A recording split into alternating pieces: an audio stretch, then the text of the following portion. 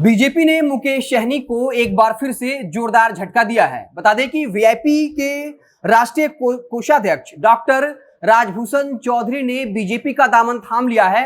अब से कुछ देर पहले डॉक्टर संजय जायसवाल, इसके अलावा भूपेंद्र यादव जो केंद्रीय मंत्री हैं, इसके अलावा नित्यानंद राय, रेणु देवी मंच पर मौजूद थी और उस मौके पर वीआईपी के राष्ट्रीय कोषाध्यक्ष डॉक्टर राजभूषण चौधरी ने बीजेपी का दामन थाम लिया। इसके अलावा माइनॉरिटी से यानी मुस्लिम समाज में जो वीआईपी के नेता थे उन्होंने भी बीजेपी का दामन थामा है और संजय जायसवाल ने एक बड़ा ऐलान कर दिया और यह कह दिया कि अगले 10 दिन में वीआईपी पार्टी के 90% कार्यकर्ता जिन्होंने वीआईपी पार्टी को अपने खून पसीने से सींचा है वो बीजेपी का दामन थामने जा रहे हैं। तो साफ तौर पर बीजेपी ने वीआईपी को जोरदार झटका दिया है। आपको बता दें कि मुकेश सहनी और बीजेपी के बीच में लगातार जो है सियासी बयानबाजी चल रही है।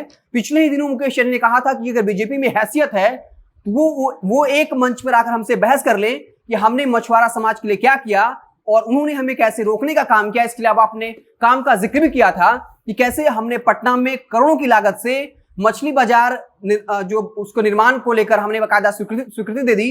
इसके अलावा हजारों करोड़ की लागत लगाकर जमीन अलॉट करवाया ताकि वहां मछुआरा समाज के लोग मछली पालन कर सके और अपना जीवन यापन कर सके। लेकिन बीजेपी ने एक बड़ा आरोप लगा दिया और ये कहा कि मुकेश सहनी ने एक बहुत बड़ा गलत फैसला लिया था और ऑनलाइन मेंबर बनाने के लिए एक नियम था कि मछुआरा समाज का ही कोई ऑनलाइन मेंबर बन सकता है। लेकिन मुकेश सहनी ने एक नियम लाया जिसके जरिए कोई सरकारी कर्मचारी भी या गैर मछुआरा समाज का लोग भी इसका मेंबर बन सकता है और इससे मछुआरा समाज को नुकसान होता है। इसके अलावा निषाद समाज के एक बड़े नेता हैं मुजफ्फरपुर से बीजेपी सांसद अजय निषाद, उन्होंने साफ तौर पे कहा कि मुकेश सहनी जिसे खुद को सन ऑफ मल्ला कहते हैं लेकिन वो मल्ला समाज का ही नुकसान कर रहे हैं। तो अब वीआईपी पार्टी के कई कद्दावर नेताओं को बीजेपी अपने पाले में ला रही है और उन्हीं नेताओं के जरिए अब वो मुकेश सहनी पर हमला करवाएंगे। और साफ तौर पर बीजेपी ने फैसला कर लिया है कि मुकेश सहनी को जितना हो सके उतना कमजोर कर दिया जाए।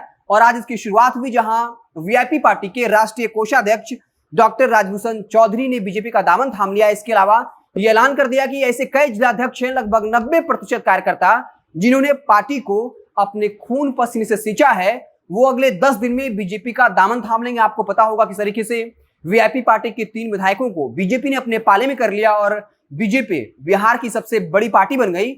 और अब एक और बड़ा झटका, और इस मौके पर आप समझ सकते हैं कि खुद केंद्रीय मंत्री भूपेंद्र यादव मौजूद थे, इसके अलावा नित्यानंद राय मौजूद थे, रेणु देवी मौजूद थी, खुद संजय जायसवाल मौजूद थे और बीजेपी को चुनौती दी गई कि अगले 10 दिनों में उसके 90% कार्यकर्ता जो है वो बीजेपी का दामन थाम लेंगे। तो अब देखना दिलचस्प होगा कि वीआईपी पार्टी की तरफ से क्या कुछ कहा जाता है। जो एक बड़ा आरोप लगाया गया है कि मुकेश सहनी ने एक ऐसा नियम बनाया कि मछुआरा समाज का एक सोसाइटी होता है, उसका ऑनलाइन मेंबर पहले सिर्फ मछुआरा समाज का होता था, लेकिन मुकेश सहनी ने एक ऐसा नियम बनाया जिसके जरिए कोई भी यानी गैर मछुआरा समाज भी उसका मेंबर बन सकता है। तो अब जानना दिलचस्प होगा कि मुकेश सहनी इस मसले को लेकर क्या कुछ कहते हैं, क्योंकि मुकेश सहनी बताने की कोशिश कर रहे हैं कि मल्ला समाज का सबसे बड़ा नेता मुकेश सहनी है और वो अपने समाज का उत्थान करने आए हैं।